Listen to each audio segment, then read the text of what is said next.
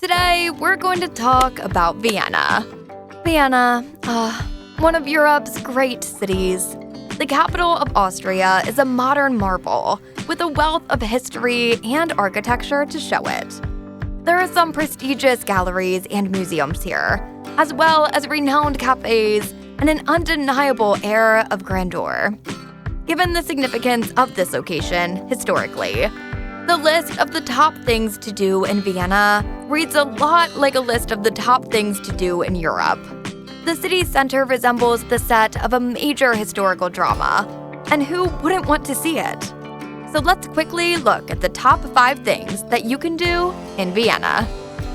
Number 5. Hofburg Palace. When you think of a palace, something extravagantly ginormous comes to mind. But don't expect a standalone palace like Versailles here. Instead, you get a collection of lavish, connected structures that were once the Habsburg king's private residence. Today, it houses many of Vienna's top museums, attractions, and galleries, in addition to serving as the country's official president's residence. The parts of the Winter Palace that are open to the public provide insights into imperial life, including items like the Empress Elizabeth's bathroom and Habsburg cake tins. Here, you'll find a collection of old buildings, public spaces, and pedestrian-only zones that you can simply stroll through and enjoy. Standing alone with the Kunsthistorisches Museum Network is Imperial Treasury, crown jewels, religious artifacts, and other valuables gathered by the Habsburgs are among its valuable possessions.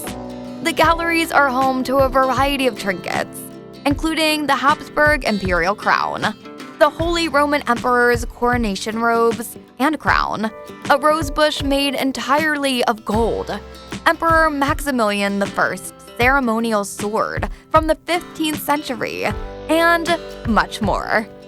The Imperial Treasury would have a colossal X painted on its front door if Vienna were a treasure map.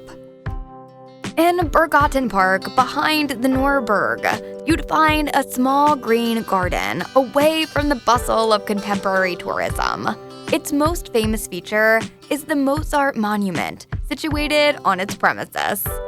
Visitors to the complex can explore the intricate museums, take a tour of the imperial apartments, or simply admire the elegance and beauty of the Baroque architecture. Number 4. Sigmund Freud Museum. You can learn more about the life and contributions of the father of psychoanalysis at the Sigmund Freud Museum. The concept of the psychiatrist's couch was created by Sigmund Freud. You can also stand in the room where his idea was born if you go to his house.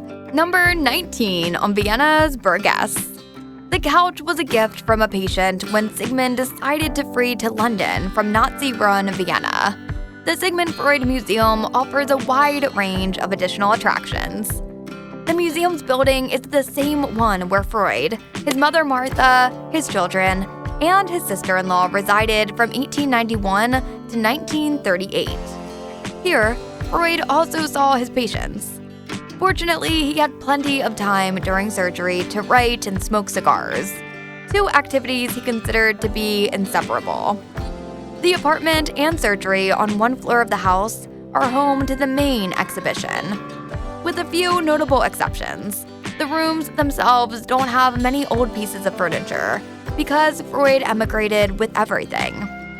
The furnishings are purposefully missing as a kind of monument to the oppression perpetrated by the Nazis, which is the cause of their absence. However, a lot of places still have a lot of the original fixtures and architecture. Some also include images of them as they appeared during Freud's lifetime.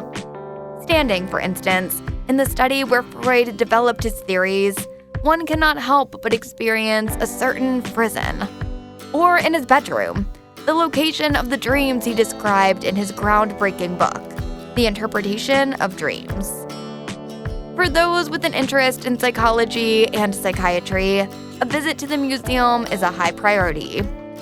But you can also get a sense of Vienna's intellectual scene in the late 19th and early 20th centuries. which encompassed both the end of the Habsburg monarchy and a world war. Number 3. Vienna Ring Road. The Ring is a common name for a network of broad boulevards lined with trees that almost completely encircled the city center. It is approximately 6.5 kilometers long, and no other road has as many historical sites lining its edges. The idea initially was to develop a new boulevard encircling the town intended to capture Vienna's imperial grandeur and its ruling dynasty. The emperor gave the government the task of constructing roads and various governmental and municipal structures. The remainder of the space was made available for private initiatives. After the first segment of the ring's construction was completed in 1865, all of those renowned museums, political institutions, and other structures were completed. The simplest way to take in some of the city's most impressive structures is to take a detour around the ring. You can visit the State Opera House, the Berggarten, the Hofburg, the National Library, the Art History, Natural History, and World Museums, Parliament, the Volksgarten, Burg Theater, the Town Hall, and the University on your own, by traveling the relatively short distance from Karlsplatz to Schrattentor. Simply board a tour bus, or simply ride the designated tourist tram that circles the boulevard to see the ring in all its splendor. The same route is followed by both wide footpaths and cycle paths. Number 2. Jewish Museum. The Jewish Museum, a hub of art, culture, and history that honors the significant role the Jewish community has played in Vienna's past and present. It's tucked away inside the city's Old Town. The Jewish Museum in Vienna provides an insightful overview of the history of Jews in Austria, and more importantly, the bond between the community and the state. The permanent collections and the Our City exhibition are housed at the main museum location on Dorothea Gas, which also has space for recurring temporary exhibitions. The history of the Jewish community in Vienna is covered on the first and second floors of the main museum. The community's post-World War II reconstruction is covered in the first half. The second focuses on the period before World War II, particularly the part played by Jews in Vienna life, and the 3 major periods of expulsion that were frequently violent and lethal. The presentations appear to strike a pragmatic balance between acknowledging the need for tact when handling certain themes and expressing justifiable outrage. The museum in general provides provocative perspectives on the Jewish experience and the fight against anti-Semitism. Number 1. Wiener Riesenrad. The Riesenrad Ferris wheel, which stands erect at Prater's entrance, is to Vienna what the London Eye is to the capital city. It was constructed to commemorate the 50th anniversary of Emperor Franz Joseph's ascension to the throne. From 1920 until 1985, it held the record for the tallest extant Ferris wheel in the world, with a wheel diameter of almost 61 meters. A permit was also issued for its demolition, but it was actually never destroyed due to a lack of funding. Edward Steiner, its owner during the war, was killed at Auschwitz. Together with St. Stephen's Cathedral, the State Opera House, the Burg Theater, it was rebuilt in 1945 after a fire destroyed it in 1944 as evidence of the symbolic importance it had in the city.